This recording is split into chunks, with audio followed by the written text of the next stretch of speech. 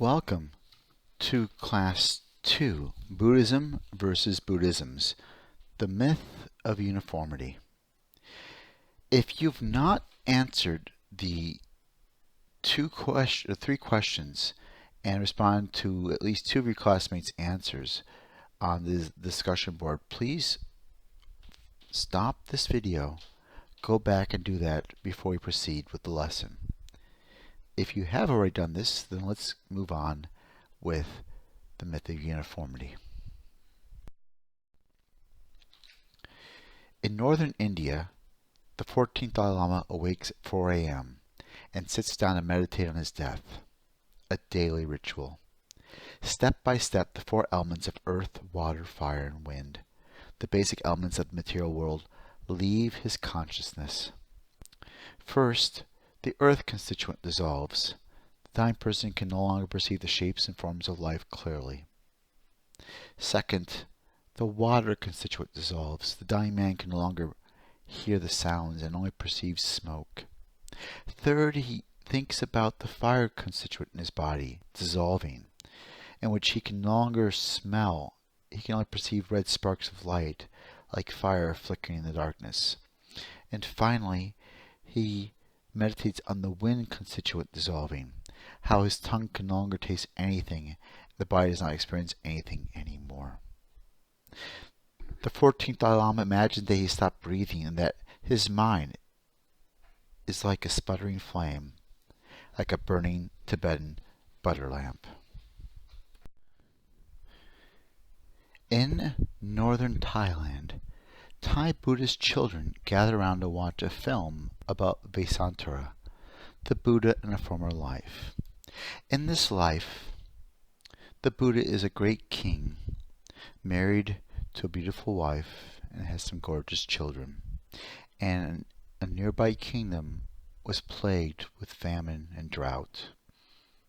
At their constant beseeching for the white elephant, because he had a white elephant that brought good luck and good fortune, Vesantara, who is the Buddha to be, gives the white elephant to the neighboring kingdom, at which point the kingdom begins to prosper and his own begins to decline. Vesantara continues to show the utmost generosity, at the end point even giving away his wife and children, and is rewarded by Sakka, the Buddhist name for Indra, who brings back all the things he gave away, and because of his generosity, they note that that merit allows him to become in his next lifetime the Buddha. And in Japan, Tano Kakudo awakes at 2 a.m. each day and begins his solitary walk of 22 miles around Mount Hiei above Kyoto, stopping to pray at 270 shrines along the way. He has vowed to walk this route 1,000 times. According to the Japanese Tendai tradition, if he does not complete his vow, he must commit suicide. Carrying a noose around his waist, one day, for example, he had to do 36 miles and ran from 2 p.m. until 6 a.m. He completes his ordeals and becomes a living Buddha, a Tendai Bhikkhu. Now, after going over 3 different small vignettes, the question is, what makes these traditions part of the same religion? In order to answer that, we must first look at the larger category of religion. This is a lecture on categories and terms, items we need to discuss before looking at the content we impute into them. Religion is a highly contested term, yet we use it in our everyday lives. We curse by it, we argue about it, but we seem to avoid articulating what it means. And if I can just pause, I'll ask you, when you use religion, what do you mean by it? Is there one use or many? Do you brush your teeth religiously? Are you a very religious person? Does that mean being very faithful to religious practices?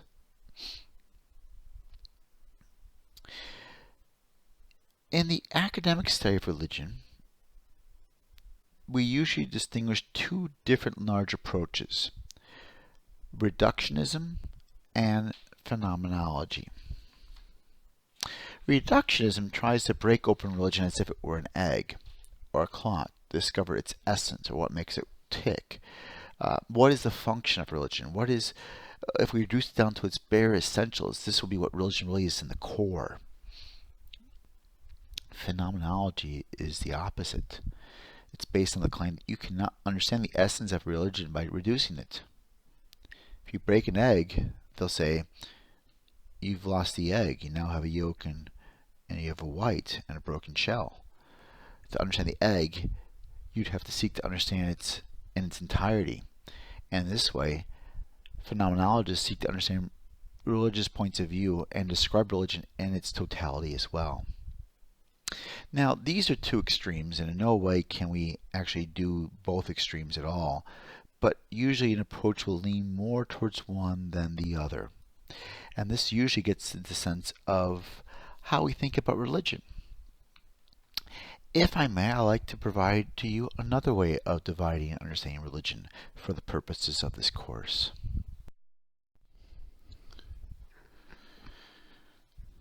One other means of organizing and discerning what is religion is through two different categories I call idealized religion and lived religion. Idealized religion is what we find in the texts, in the scriptures, in the traditions, even in the rituals. It is what we aim for. It is the optative, what we should do. Whereas the lived religion is what we do, which is very different than what we should do. And there's often a chasm between what's said in the text, what you should do, and what we do in our everyday lives. When I was teaching in Thailand, I had Buddhist monks and Buddhist students, male and female. And at one point, one of them asked me when I was teaching Christianity, said, Ajahn Michael, is there any murder or does anybody harm their neighbors in the United States? And I said to them, that's a preposterous question. Of course there is. And they said, but the Ten Commandments, Dr. Jerryson. And I said, the Ten Commandments is the idealized version. It's not the lived version of Christianity. The same is true with Buddhism. What you see in the texts is part of the truth, but not the whole truth. The rest is how it's lived. In order to understand a religion, you need both the idealized version and the lived version. Only one neglects the totality and a lack of full awareness of that religion. Now, in the study of religion, there are certain trends in which some religions are more global than others. Mark Juergensmeyer argues that there are particular global characteristics for global religions. Namely, they can be diasporic, transnational, and cosmopolitan. By this he means that, drawing from the term diaspora to first describe the Jews, it's when a community is scattered from their homeland and developed societies away from their homeland.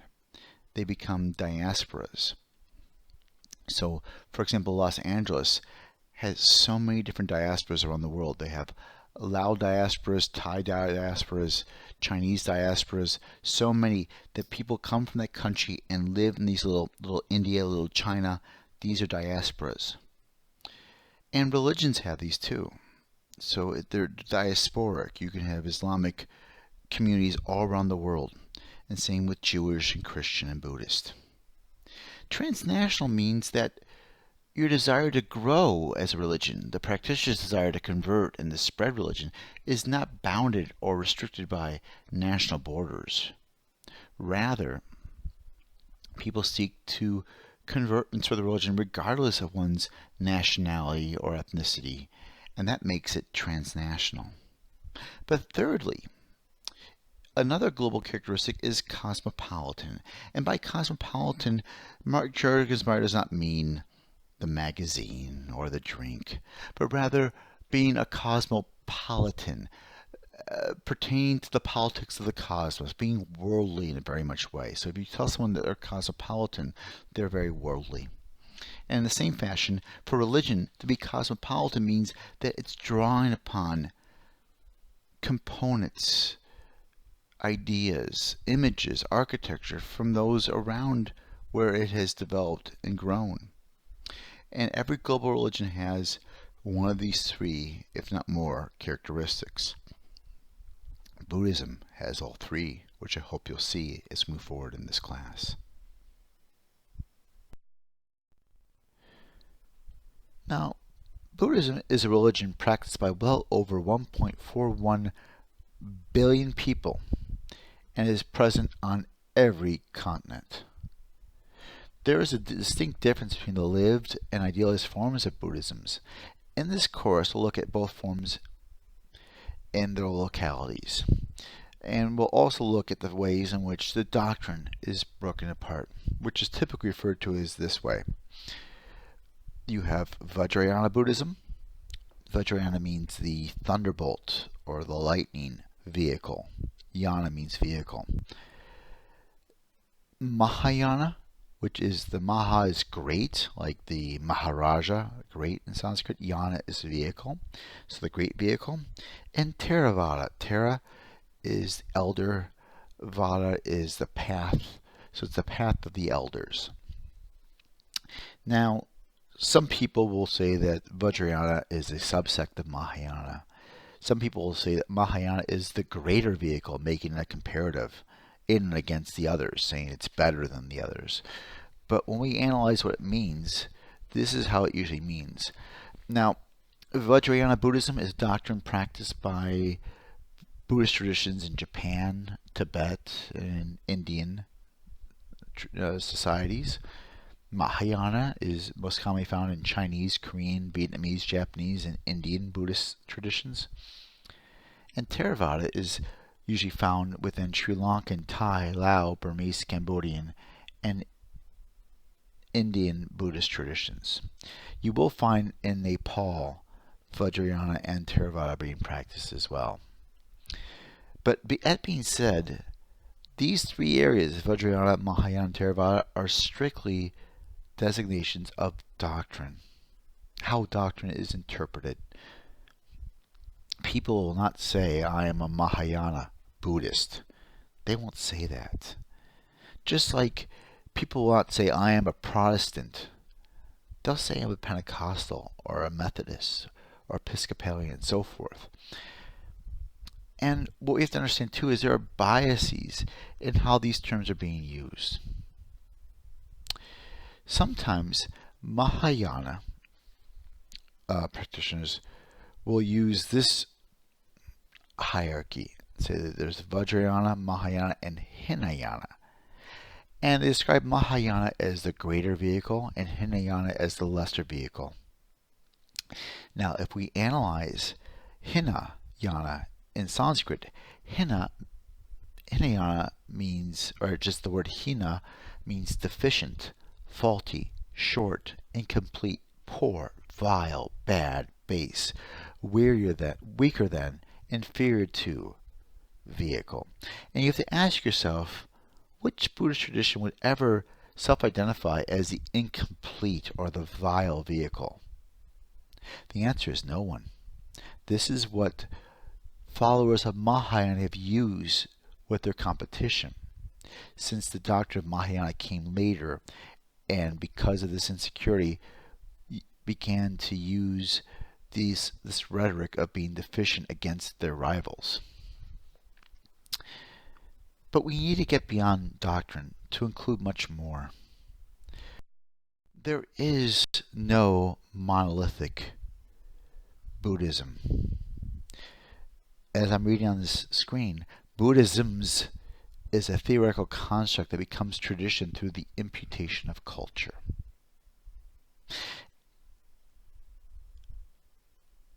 So we can note here the differences in what we call Avalokiteshvara, the Bodhisattva of compassion. A Bodhisattva is a sentient being who is awakened, or we might call it enlightened in English. that is devoted to serving everyone else to help them reach enlightenment, and is the embodiment of one of usually the Buddhist virtues, or a few of them. Avalokiteshvara is the embodiment of compassion, and you'll note on the left how many arms he has to help, to support others and faces. On the far right, we see the Chinese version of Avalokiteshvara. This is Guan Yin. Guan Yin is a female, a princess, according to Chinese lore. And in the center is the 14th Dalai Lama, who is seen by Tibetans to be a manifestation of Avalokiteshvara. Now notice that all three of these are Avalokiteshvara, but that each and every one of them has important nuances, even gender-wise, as to how to depict it and whether the person you have to pray to or meditate to, or that person's right living there next to you. And these distinctions and nuances are manifested through the cultural contact Buddhism has had. And I want you to think about it this way. Buddhism, like any other religion, did not ever exist without culture. It's always had culture in it. Every place it goes to, it begins to merge with the cultures of that area. And so we can follow through this.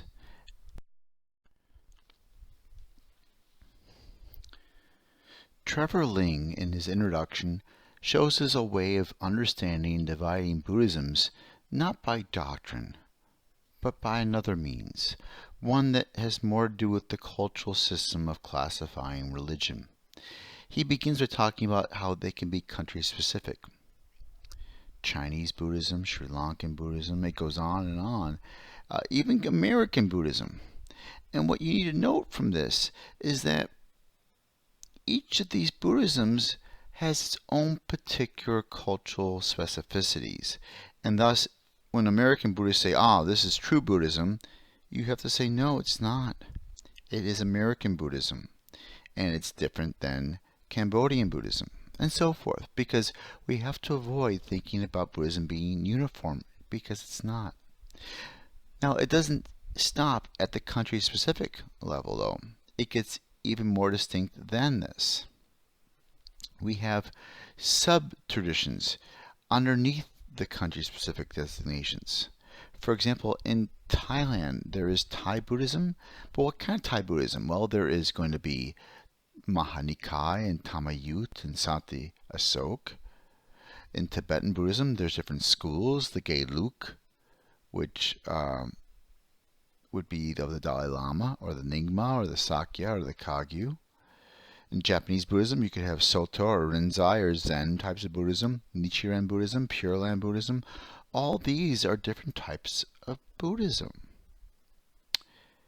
And thus, if we're going to discuss Buddhisms, we should start thinking about it in their localities, not just the country, but where in that country. And this will better help us understand people on the ground who identify as Buddhists. So, Buddhism is not monolithic, and it might be true that it's a theoretical construct that becomes tradition through the imputation of culture, but what is that theoretical construct? In my study of different Buddhist traditions around the world, I've come up with 5 ideological commonalities that I believe provides that sort of theoretical construct that almost all Buddhists seem to share. The first of these 1 through 5 is, number 1, that all Buddhists believe that there's one primary founder, the Buddha. This is important because in some other traditions, the Buddha is present, but he's not the primary founder, like in Hinduism. In Buddhism, he is the primary founder, and he is the one primary founder. There's no disputation over this. 2, Buddhists believe that there is a conventional truth and an ultimate truth. That there are 2 truths operating in the universe. The conventional truths are what people use to get by in their lives, to make sense of what they can see and hear and smell and taste and touch.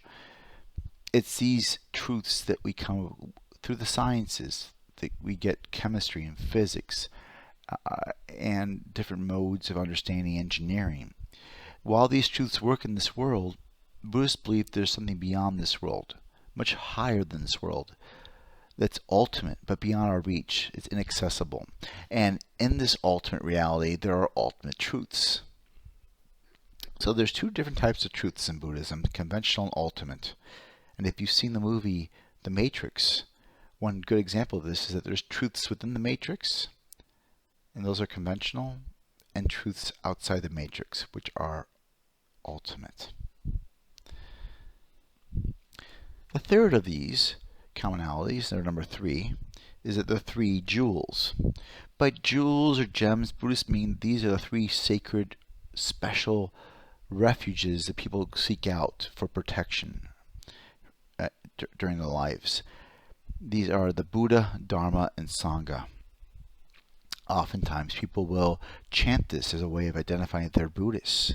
For example, I might say, Buddham Saranam Gacchami.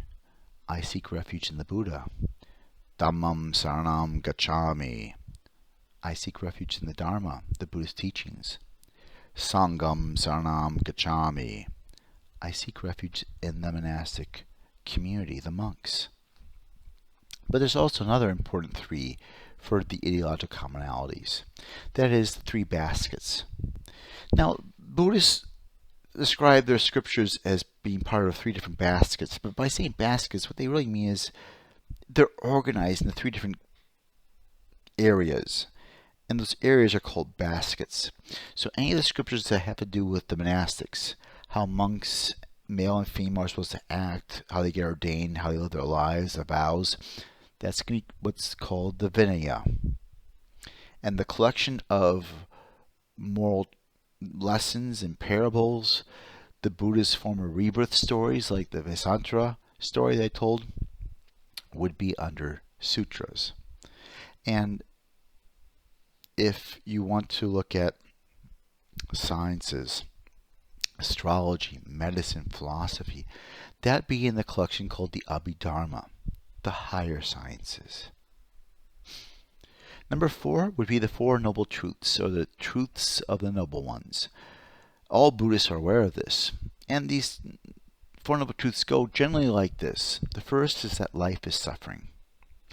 And by that, they don't mean that, like Eeyore, that, oh boy, life is suffering. But what they mean is that whether we're a baby, a teenager, an adult, or in old age, while we have joys, we also have ailment. We have suffering. We always want more or don't have enough.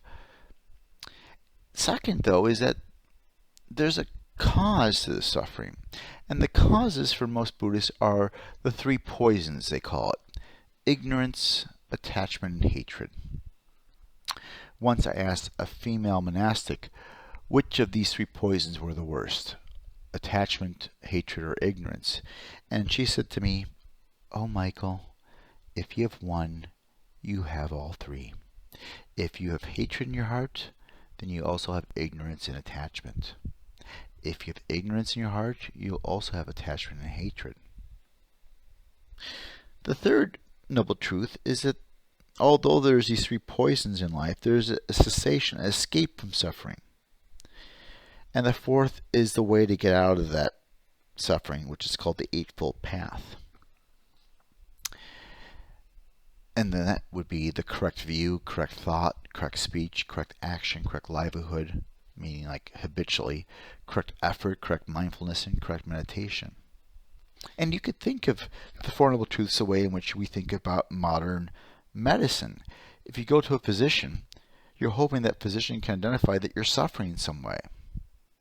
And then secondly, you're hoping that they can identify the cause to your suffering. Now, after they've identified the cause for your suffering, you're hoping that there's an antidote. And she might go, aha, there is a way of us solving your suffering. And the last is then the physician will give you a prescription. And here the Buddha gives his prescription, which is the Eightfold Path. Now, while the 4 Noble Truths have a clear depiction of the world and how it should work, Buddhists interpret these things differently. Some Buddhists see the Eightfold Path is hierarchical, you must have correct view before you have correct thought, and so forth. Whereas others might think that if you have correct meditation, you have everything. So although these serve as a theoretical construct, there is a lot of interpretation laden into how to apply and make sense of them. The last of these, 1 through 5, is number 5, moral precepts. These are the precepts that most Buddhists abide by, whether they're monk or laity, which is, the first one is ahimsa, which means no harm or no injury. Then there's no lying, no falsehoods that you should say, no stealing, no taking of things that aren't yours, no sexual misconduct, which could be polygamy, and lastly, no intoxicants that cloud the mind. Now, while Buddhists all acknowledge that these are the 5 moral precepts, this is not to say that all Buddhists don't steal or don't lie or don't have intoxicants.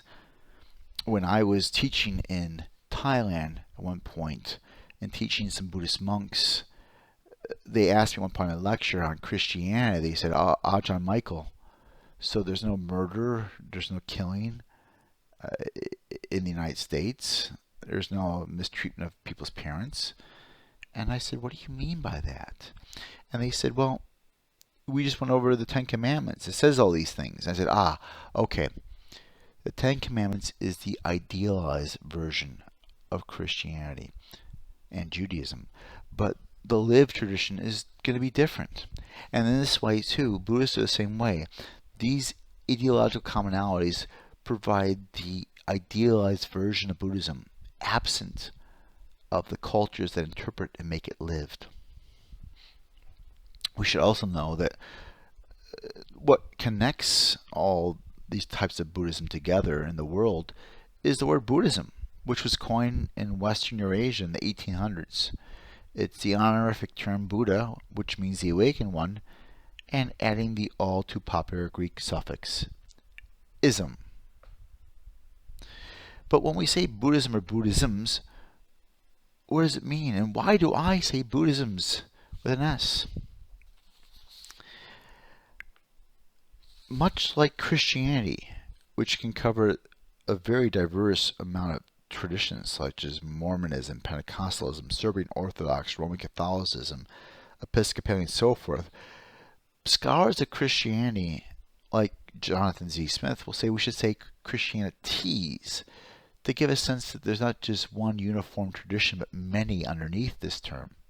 And I use Buddhisms with an S in the same way. There's so many different types of Buddhism that exist. And by saying Buddhisms, it's an umbrella that serves for many of these. So, in many ways, there are more differences between all the Buddhist traditions than there are similarities. And these are the only commonalities I've found throughout all these that we can more or less say are consistent. So if someone were to say they are a Buddhist, note that there's more to their answer than just saying, I'm a Buddhist. The question is, what kind of Buddhist?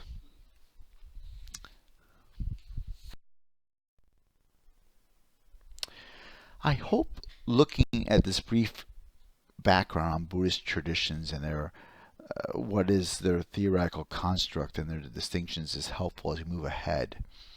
I just want to remind you to make sure to answer the questions posted on Blackboard for this first week in the discussion thread for week 1. And do not forget to respond to at least 2 of your classmates' answers as well.